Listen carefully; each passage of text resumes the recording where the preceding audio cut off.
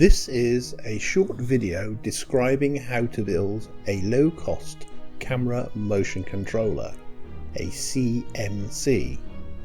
There are two parts to the CMC, the vertical horizontal positioner and the pan and tilt. This video is concerned with the first part. Another video will cover the assembly of the pan and tilt. All the designs and software are in this GitHub repository, in the camera rig directory. A CMC is in effect a robot camera operator that can position the camera reproducibly to an accuracy of about 0.2 mm vertically and horizontally. The pan and tilt can be positioned to a fraction of a degree. The CMC helps solve two technical problems. The first is how to control a moving camera if you are working alone, and how to work with virtual sets. It is much easier to match virtual sets with green screen footage if the geometry is well known. When making films, using virtual sets combined with green screen footage is fairly routine. We all like to put ourselves in unusual settings.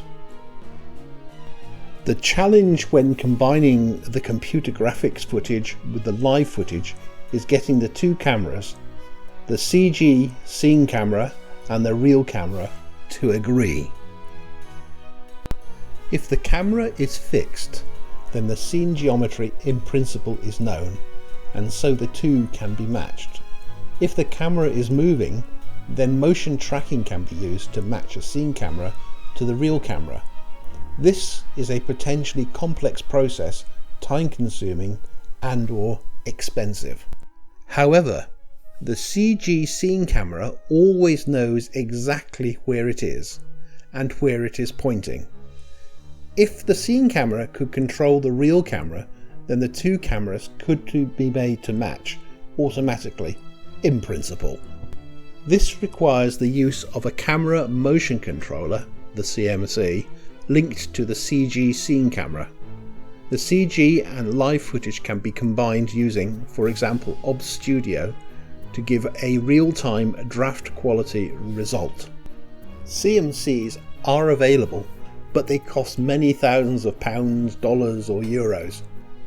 The question is, can a usefully working CMC be made for say £100 rather than £20,000? The answer is yes. A CMC is very similar in operation to a 3D printer. The parts for 3D printers are readily available and are inexpensive or even free if you can find a unit to salvage. It is easy to write a Blender plugin to control the CMC using the Blender scene camera.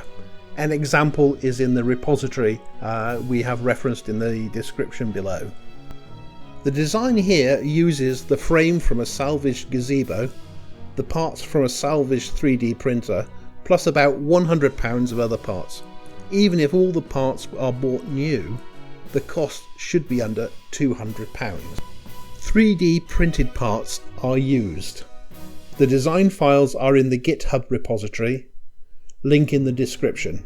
These designs will almost certainly have to be adapted to your local conditions.